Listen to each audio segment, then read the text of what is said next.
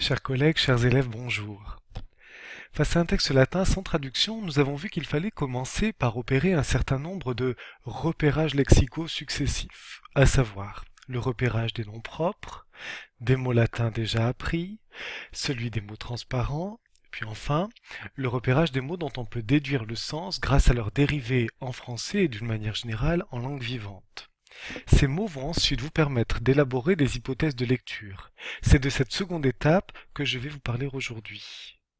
Il faut comprendre qu'une hypothèse de lecture, ce n'est pas une traduction du texte. En effet, vous n'avez pas encore assez de vocabulaire ni assez de connaissances grammaticales pour pouvoir traduire un texte latin en français. Je vais donc vous inviter dans ce second temps à ne plus tenir compte de tout ce que vous ne comprenez pas. Il va falloir au contraire vous appuyer seulement sur ce que vous avez pu comprendre. S'il ne s'agit pas d'une traduction, alors que faut-il faire? Eh bien, il va falloir mettre en relation les mots déjà repérés pour imaginer l'histoire que l'on est en train de vous raconter.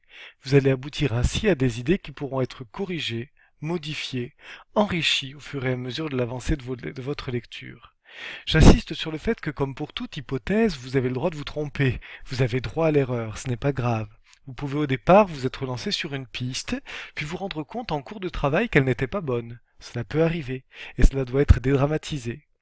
Vous pouvez aussi avoir en début de lecture plusieurs idées différentes, plusieurs interprétations possibles, et peu à peu éliminer celles qui ne vous semblent plus pertinentes, jusqu'à n'en conserver finalement qu'une seule. Ces tâtonnements font partie du travail et il ne faut pas en avoir peur. Alors entrons dans le vif du sujet. Je vais vous montrer comment faire à partir d'un exemple concret. Admettons que vous venez de lire un texte et que la première expression que vous avez repérée soit la suivante. In urbe Graecus vir habitabat. Et oui, vous avez tiré le gros lot. Dans la première phrase, vous avez presque déjà tout compris. Ça va être l'histoire d'un homme, un grec, qui habitait à Rome. On peut se poser des questions. Pourquoi ce grec vivait-il à Rome? Était-ce un esclave ou un homme libre? Si l'on commence par évoquer ce personnage, c'est qu'il y a des chances pour qu'il soit le personnage principal de l'histoire. Si c'est le cas, que va-t-il lui arriver? Comme vous pouvez le voir, à cette étape du travail, les hypothèses de lecture peuvent consister à se poser des questions sur la suite du texte. Puis, admettons qu'arrivent ensuite les expressions suivantes. Jacens ex sanguis, vesti sanguine madens. Il ne fait nul doute qu'il est question de sang versé, de sang sur un vêtement. Alors s'agit-il du sang de l'homme dont on nous parlait au départ? Ou ce personnage s'est-il taché avec le sang d'un autre?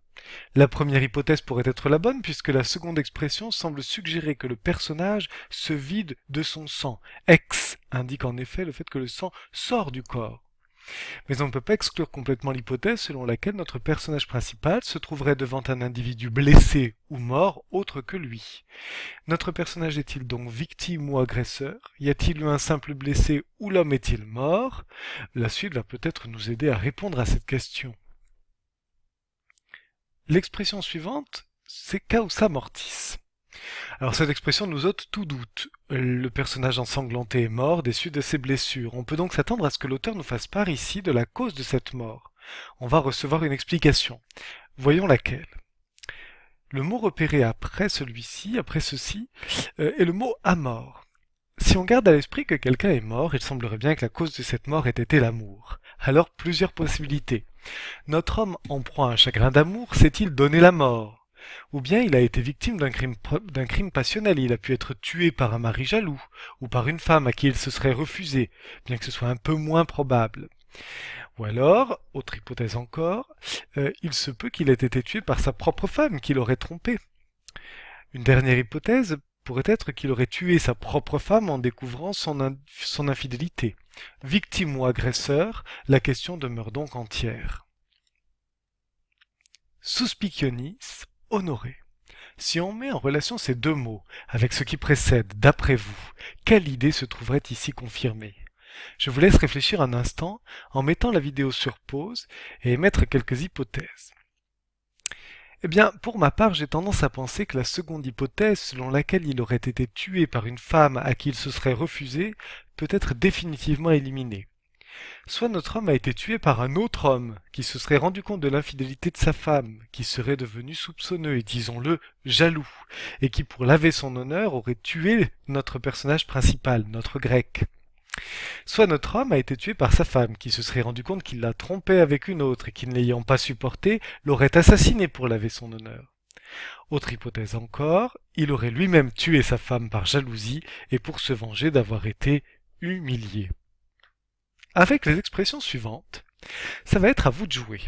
Voici les mots et les expressions repérées dans la suite du texte. À vous de les mettre en relation avec les idées précédentes et de cocher l'hypothèse de lecture qui vous paraît la plus vraisemblable.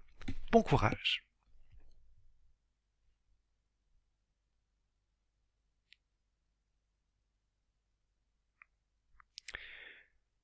Comme vous le voyez donc, élaborer des hypothèses de lecture fonctionne un peu comme une enquête.